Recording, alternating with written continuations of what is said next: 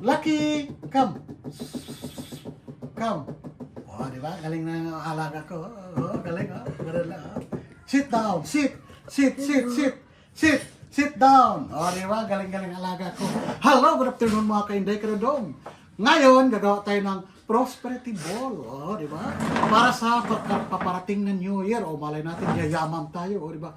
Pero, magtrabaho tayo. Okay, depende sa prosperity ball. Kasi, porque sinasabi na prosperity ball, yayaman agad. Ang pagyaman natin ay nasa ating kamay pa rin. O, di ba? Sige.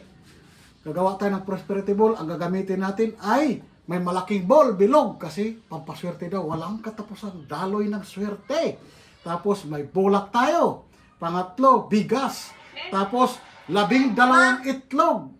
Tapos may pamintang dahon, 12 piraso rin. Tapos 12 gold na yung chocolate candy na kailangan mayroon 12 kanya.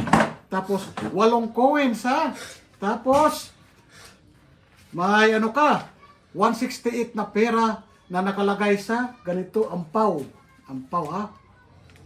Tapos bilog na prutas. Bilog, mga apple, suha, mga basta bilog ha, ilagay mo sa gitna. Okay, ipakita ko na sa inyo ha, kung papaano gagawin. Yun. Ngayon, andito na yung prosperity ball natin na ano, yung ball na mabilog talaga, social. Matagal na to ha. Yan. Tapos, ilagay na natin yung bulak dito. Yun. Ito bulak. Tapos, yan. Ayan, nakalagay siya. Tapos, lagay na natin ng bigas. Magsalo tayo ng bigas. Ayan. Kahit anong bigas, ha? Yan. Lagay na natin yan. Ay, si Mingming na curious, o diba? Yung prosperity lucky ko, o diba? Diyan. Ayan, ayan. Ayan, lagyan natin ng bigas. Ayan. Sa bigas naman, walang sinasabing takal. Basta importante, punuin mo lang yung gilid na di mahulog yung itlog. O diba? Ganon yan. Yan. Ganon siya. Ming, hindi pa tumakain, Ming, ha? Hindi to kanin. Bigas pa lang yan. Hindi kaming si EPZ na hindi ako kumakain ng ano, kanin, bigas pa lang. O diba? Yun. Sinaing daw. Yan. Dagdagan pa natin para maganda ka na talaga tingnan. Kailangan papunuin daw to. Yan. Yan. Papunuin siya. Yan na. Okay. Tapos, babalance natin yan. Tapos, ayan na siya. Ang bulak pala, isusimbolo yan sa magaan na pumumuhay. At puno na, umaapaw na mga grasya paparating sa atin. O, diba? Yan. Yan na. Yun. Bulak sa ilalim, sumisimbolo ng magaan na pumuhay. Yun, di ba? Ayun, yan siya. Puno na magaan na pumuhay at puno ang umaapaw ng mga grasya sa ating buhay, di ba? Tapos ang bigas naman, blessing siya. Blessing sa buong taon. Puno at ang umaapaw na blessing ng taon. Yan siya, oh, yan. Tapos, yan siya, oh, nabapantay na. Tapos, 12 itlog. Sumisimbolo siya ng 12 taon, 12 buwan na tumutumpok sa isang taon siya. Okay. Yan. Ayan na siya. Ilagay na natin yung itlog. Yan siya. 12. Ikot. Kailan? Ikotin ha. Kailangan mabuo yung itlog na 12. Yan. Pag malaki naman, ano na lang, kontrolin lang natin. Ayan. Kung malaki ang yung bowl. Kasi ito malaki, ano na lang natin, adjust. Basta importante, yung 12 na itlog. Yan. Adjust na lang natin, mga ka-Inday Karadong. Yan. I-orong-orong natin konti kasi maluwag pala yung lagay natin, pero maganda naman yan. Yan. Ayan na. Yan na siya, ha? Yan. O diba, ang ganda-ganda na yan, oh. Ang ganda-ganda na yan. Ayun. Ayan na yung, nailagay na natin. Ayusin lang natin yung maganda tingnan. Yan. Siguro ididiin para ayos talaga yan. Yan. Yan. Yan. Yan. Yan. Yan. Para nakabalot. Yan. Yan. Tapos, 12 paminta. Pamintang dahon. pang-attract daw to ng swerte at magtaboy ng mga negative energy. Para naman ang swerte, papasok, itataboy yung mga masama. O, diba? 12 dahon ha, yung buo. Lagay natin dito sa mga gitna. Maganda yung malaki. Dito sa mga ganito. Yan. 12 ha. 12 rin siya. Yan. 12. Yan. Ito na mga kainday karudong, susundin lang natin, wala namang mawala eh, di ba? Pag siniswerte naman talaga tayo, sa pamagitan ng ating pagtatrabaho na galing sa ating sarili, na pagsumikap, hindi naman natin pwede, ang pagyaman natin na sa mga kundi ang sarili natin pagsikap. 12 ha? 12 na dahon. Yan siya. Yan. Ayan. Di ba? Yan. 1, 2, 3, 4, 5, 6. Tapos, basta buo ha, hindi yung wasak-wasak na dahon ha. Yun ang hanapin no. Ang paminta kasi ngayon, maliit pa lang. Yan. Yan, di ba? Ilagay lang sa gitna siya. Yan. Sige, yan. O, di ba? Yun lang siya.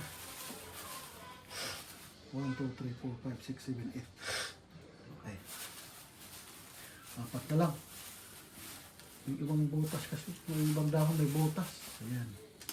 O, diba? Ayan. Maganda malaki-laki para maganda tingnan. Ayan. Ayan. Diba? Ayan. Kompleto na yung mga dahon natin. Kaya pag-pray natin na ang ating 2026 ay masagana at tayo'y maambunan lahat ng grasya. Tayo'y aasenso. Ang pag-asenso naman natin ay nasa ating kamay.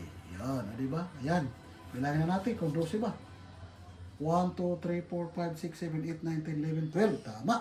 Ayan. So may simbolo na ito ng pamintang dahon, nag-attract sa atin ng swerte at pagtaboy ng mga negative energy. Yon, gold na naman. Ito yung gold. Bibili kayo ng ganito ha. Gold. Marami ito mabili sa mga mall, sa mga doon, tabo-tabo. Pero ito, 12. Ilagay na natin sa gitna. Yan. Yan, 12 ha. Yan. Ay, yung dahon ko. Napikto ha. Yan, di ba? 12. 12 siya. 12. Di ba? Ang ganda-ganda ng gawa ko. Yan. Yan. Kayo, ano ginagawa niyo sa prosperity ball niyo? Ano yung paraan niyo? Yan. Ito, ganyan, no? 1, 2, 3, 4, 5, 6, 7. Yan. Yan siya. Di ba? Yan. Yan. Yan. Di ba? Yan. Ayan. Ang gold naman, ay sumusumbilo ito ng yung gold coins.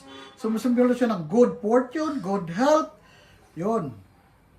Wealth, prosperity, and success sa ating buhay. Represent ng flow of wealth and ways natin. Yun, yan na po. Di ba? Ganda-ganda. Tapos, ayun na tayo sa coins. 8 coins. Iikot na naman natin dito. Yan. Ang coins ay sumusumbilo dito ng represent ng flow of wealth and ways for the abundance throughout the year. Yan. 8 siya. 2, 4, 6, 8. Yan. Lagyan natin dito. Pero 8 lang ha. Yan. Yan. Yan.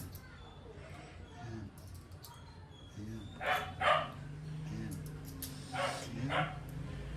Yan. O, diba? Wow, ganda-ganda tingnan, no? Yan. 1, 2, 3, 4, 5, 6, 7, 8. Ayan na. Ayan na. Nilagay natin yung gold coin, coins. O, diba? Sunod naman yung 12 paper bills in any amount. Kayo na bahala kung ano ilagay nyo. Pwede parehas na amount, pwede different amount. Depende kung marami ang iyong ilagay na klase-klase. Para sa akin, isa lang. Well, kompleto na. Kaya okay na yun sa akin. Kaya enough na yun. Okay, di ba? Yan, lagyan na natin. 12 na bells na nakatali siya ng ribbon, red ribbon ha. Kailan red ribbon siya para ang red kasi yung pagpaswerte talaga sa atin. 12 siya ha. 1, 2, 3, 4, 5, 6, 7, 8, 9, 10, 11, 12. Ayan na. Ito naman 12 bells, sumisubilo ito ng symbolize ng 12 months of the year and to attract more health, more wealth. Oho, pala to, naghila ng maraming grasya sa ating buhay. Mga kayamanan. Iikot natin ha. 12. 12 siya ha. Ayan. 1, 2,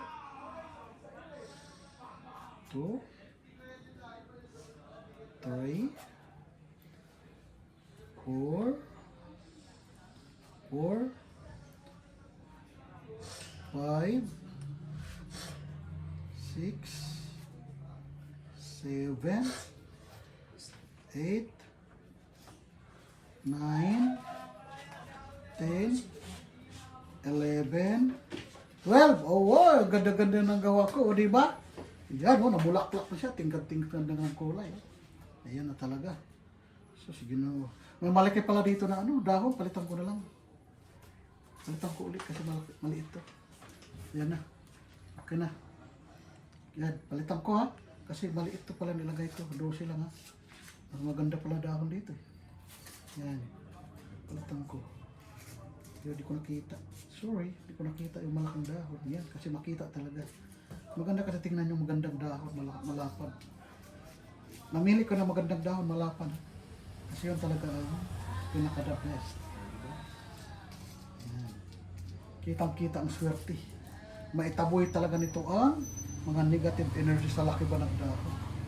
Pero mga kainday ka doon, huwag kayo umasa na mayroon ka ganito, swertihin ka. Magkayod ka pa rin. Kayod. Yun naman talaga ang purpose natin sa mundo. Hindi natin iasa sa iba, kundi ang ating sarili. Yayaman tayo sa pamagitan ng ating pagkakayod. O diba? Walang imposible sa mga taong masipag. Yan. Yun naman ang kahalagahan. Kasi ang swerte hindi yan dadalo sa'yo pag hindi ka magsipag. Kailangan mo magsipag para sigurado darating ang grasya sa ating buhay. Ayan. O diba? Yan siya, no?